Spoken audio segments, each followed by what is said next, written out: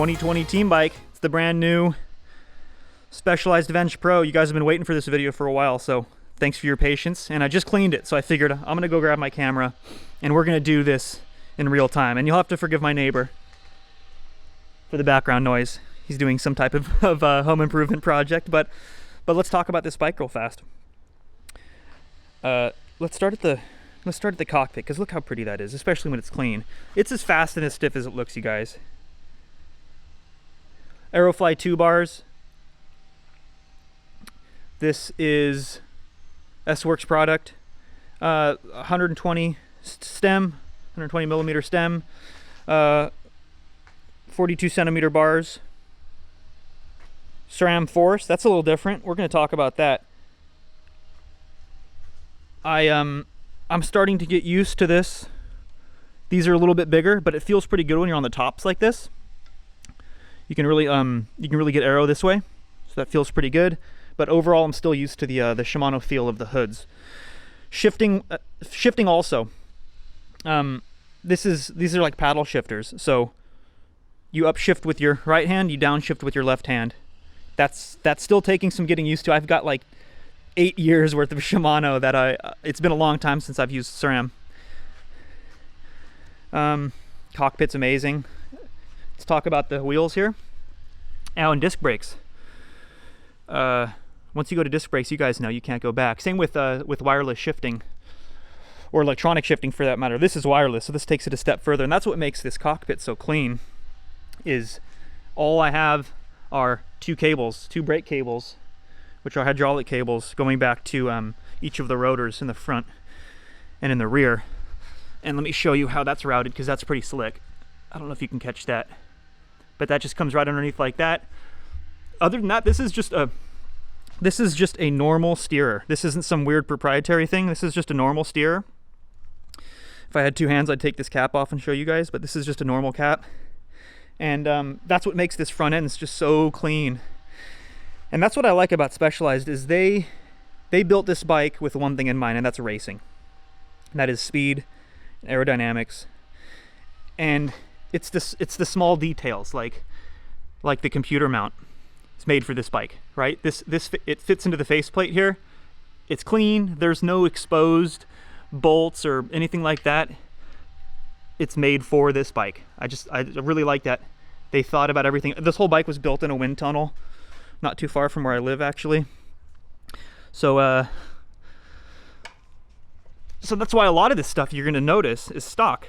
These are Roval CL50s with S-Works turbo, 26C tires.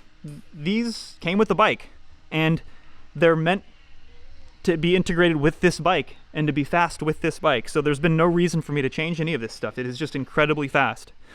I could put latex tubes on here or make this a tubeless setup if I was running like, a gravel race or something, but so far this has been great. Maybe later in the season, if we start racing again, I'll throw some latex tubes in here and make this thing just even faster than it already is. But let's talk about, well, talk about the saddle real fast. I kept this on, again, came with the bike. It's the power saddle. I was gonna put the ISM on here. You guys know I like that ISM saddle, but don't fix what isn't broken, right? Kept that on here. And it's just comfortable. Oh, I missed a spot. What else? What else have we got? Ultegra pedals. Took them off my old bike. Nothing much to talk about there. Same deal in the back, 26C tires. Same ones. S-Works turbos. They're super fast. Probably just going to replace those at some point with the same ones. I have no complaints there. But here's what I wanted to talk about, because other than the cockpit, man, would you look at that? That's sexy or what? I mean, it's just a bike, but check that out. Other than the cockpit, this is the defining feature of the bike. The group set, the drivetrain. And actually, before we get to the drivetrain, put a pin in that. I want to talk about bikes that are this stiff, because this bike is incredibly stiff. You want it stiff in this direction, because that's power delivery. You want every ounce of energy you put into the pedals to be translated into energy into the wheel, which translates into moving you forward. You don't want any flexibility in the bottom bracket. You don't want any flexibility in these chainstays. And there's no compromises here. This just feels incredibly stiff, incredibly fast. Now, what you get with a lot of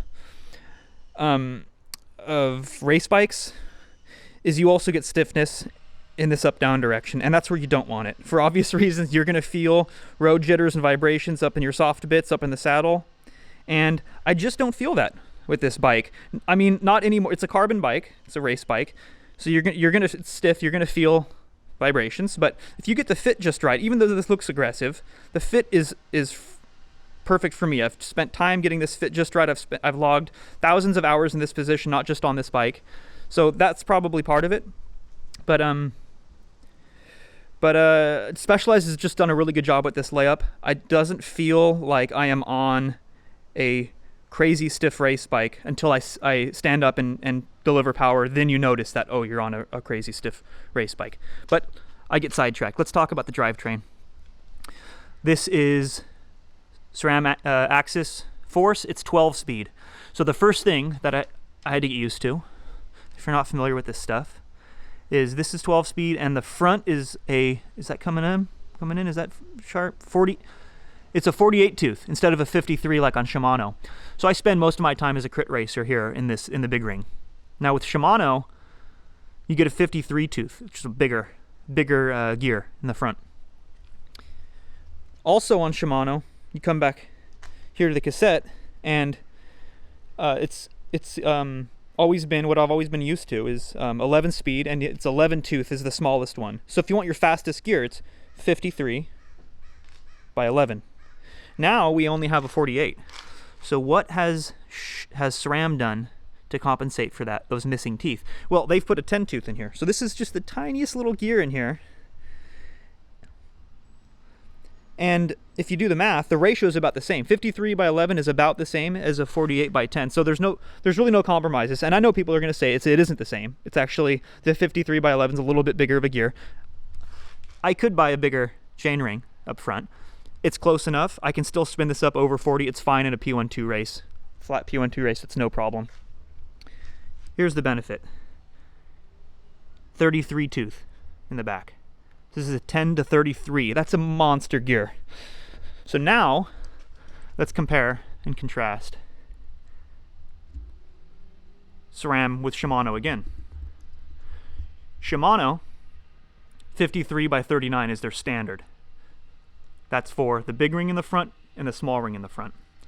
So for you climbers out there, you would have to go with something like a 39 by 28, 30. I think they had like a 30 or 32 is the biggest you could get in the back. Well, now I have a 35 small ring in the front. If it focuses there. And I have a 33 in the back.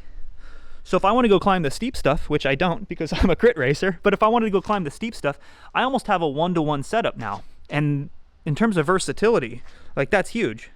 So this isn't just a crit bike. This is a road race bike. This is a climbing bike if you want it to be. It's lighter than any other race bike I've had. It's more aero. It's stiffer. So anyway, I just love this bike. I thought I'd share that with you guys. Let me know if you have any questions, and thanks for your patience on this one.